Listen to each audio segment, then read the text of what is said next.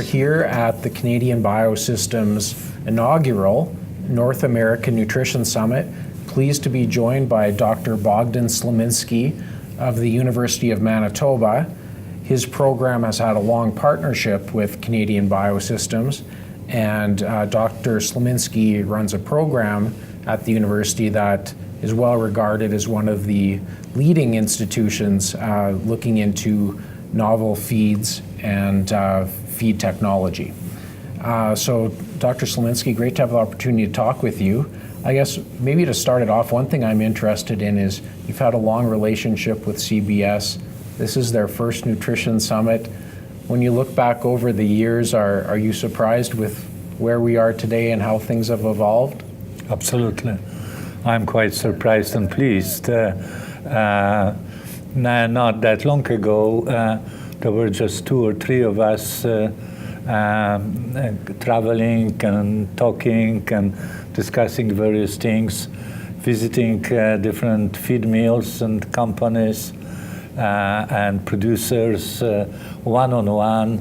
And now this is a totally different format and scenario, and I'm pleased that our research contributed, at least in part, to all this. Yeah, absolutely. Well, it's nice to see here today. There's international representation in the room, and I think we heard a lot of the CBS technology described today, and you talked about a lot of the past, current, and future research direction that is helping support some of that. I guess when you look at the evolution of the science of feed technology, are there things that stand out to you as the big changes, I guess, say over the last 10, 15 or so years? Well, definitely we've been quite heavily involved in enzyme supplements and also the antimicrobials, prebiotic type of products. So we continuously improve those. I presented some data on non-starch polysaccharides, how we target those undigestible components of feed ingredients. But you know what? There is always room for improvement, and we are still looking for more activities, and we are looking for more diversified type of products. Same applies to yeast enzymes. Technically, yeast is not as complicated as feed ingredients, like soybean meal or canola meal or sunflower or other feed ingredients, but again requires a few different activities to be able to properly depolymerize the cell walls.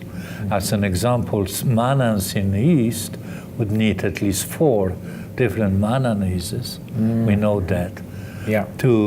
And those mannanases would be, of course, originating from different organisms to effectively allow for mannans or galactans depolymerization and the release of bioactive components. I'll be working on this in the next for the next 5 years as part of the poultry science cluster. Now another issue is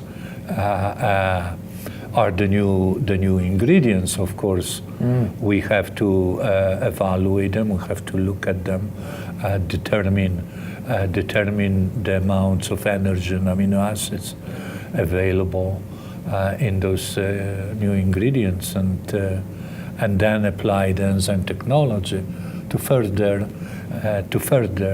facilitate nutrient digestibility. So it's never-ending story in essence. Yeah, excellent. Well, one area I wanted to ask you about within that is this concept of multi-carbohydrase enzyme technology. It's just as you spoke to, I know the overall concept is looking at how can we get more value out of feed, more benefit, more energy, more nutrition capture.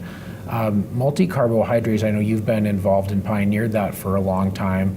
It's a term that's becoming better known. Maybe if you could just tell us a little bit about what makes multi-carbohydrates approach different and what are the benefits of that? It's just all relates to the complexity of the cell walls within any given feed ingredient.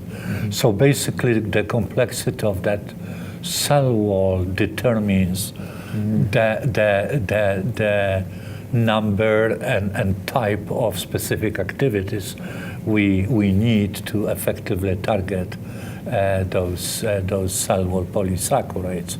So it is not me, it is me more like realizing that this is what we are dealing with. I see.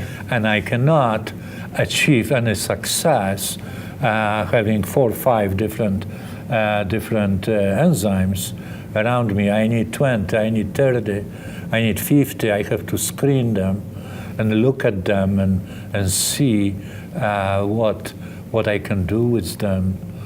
Because in the cell wall, you would see those polymeric polysaccharides being bound to each other.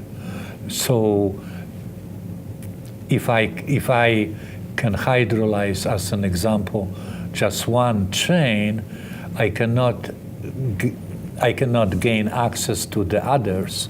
So I need more and more activities to achieve that. And trial and error type of approach. Here, making incubations, single enzyme, 2 enzymes, 5 enzymes, 10 enzymes, and then measuring the outcome of this type of incubation. And then, of course, that's the first step, and the next step would be evaluation in vivo, and then validation, the concept and the enzyme preparation in the large-scale type of feeding study with broiler chickens and swine. And then when targeting those different polymeric polysaccharides, we're releasing quite interesting components which then serve the beneficial bacteria in the lower gut as some sort of nutrients. They produce short-chain fatty acids, which are beneficial for gut health, especially the butyric one. The butyric acid is very beneficial. So this, in overall, it's not only that those carbohydrates are releasing energy from NSPs, they are also contributing to the well-being of that animal and gut development and the type of switch of the microbial community in the lower gut, preventing the pathogens from proliferating and doing all these bad things to the bird or to the pig. Yeah, no, it's very interesting. It's nice to see all the progress there. And you also spoke a bit to phytase and some new science and some new knowledge you're harvesting in that area. I guess for people who look at the world of enzymes, that's been a focus for a long time.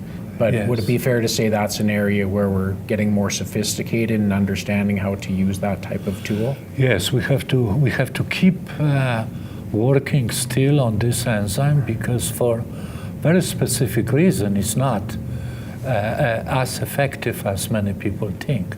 One is not effective as many people think because we tend to over-formulate the diets, the rations for our animals. So if you over-formulate, regardless what you do with your enzyme, those animals would always do well.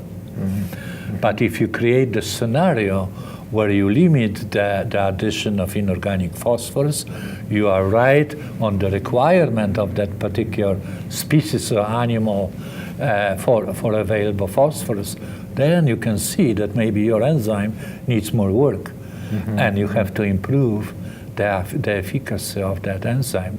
Now, how to do it, that's another story. Of course, the substrate is a difficult one. Phytate binds to protein, to fiber, and is heavily insoluble at neutral pH, associates with minerals. So the enzyme is not really doing much to that molecule, under certain conditions. Now there are some conditions, like in the upper gut, where the pHs are low, around 4, 4.5, where this enzyme can be more effective. Plus, what we are promoting currently is the use of phytase in combination with the multi-carbohydrates, multi-enzyme. Even we promote a little bit of protease to be added to that combination. So the bottom line is that this all facilitates better release of phosphorus from the phytate molecule in the upper gut, because you sort of loosen up the entire matrix of the feed, I see. Yes. Yeah. Another example would be very simple. I experienced that several years ago when there were some problems with phytase stability, and there were, people started granulating those enzymes, encapsulating the enzymes. Now we ended up with large particles of the enzymes, which when they added a certain level to the feed, they all of a sudden were sitting quite far away from the substrate, which is uniformly distributed within the feed. And that created a big problem, because the enzyme in this particular case couldn't reach the substrate, just as an example. Yeah, very interesting. Well, Bogdan, another thing I wanted to ask you about, just to finish us up here, is I know you, following this summit, will be heading up to Edmonton to attend the Animal Nutrition Association of Canada's conference. I know there's been some big changes in terms of the industry, new rules coming along regarding use of antimicrobials. I guess just wondering, as someone who's been involved in this for a long time, when you look at the industry trends today, are you optimistic about where things are headed with what we can do with feed technology to help meet the new needs with some of these changes? I'm absolutely very optimistic. We've been working on this quite aggressively. We are smart here. We decided to do research first and then make the decision as to banning the antibiotics. So we are still not there. But my philosophy here is that we are not going to develop new antibiotics or new drugs. No, our approach is, with different products becoming available to the feed industry, to take care of or control the gut health, the gut microbiota, and the well-being of the animal, and prevent colonization and proliferation of the pathogenic bacteria. Not necessarily by just killing them, like antibiotic would do, by just creating different, difficult environment for them to exist and to proliferate. Yeah, excellent. Well, that's good to hear. And on that note, Dr. Bogdan, just wanted to thank you for visiting us. Thank you. Look forward to hearing more up in Edmonton. Okay. Thank you.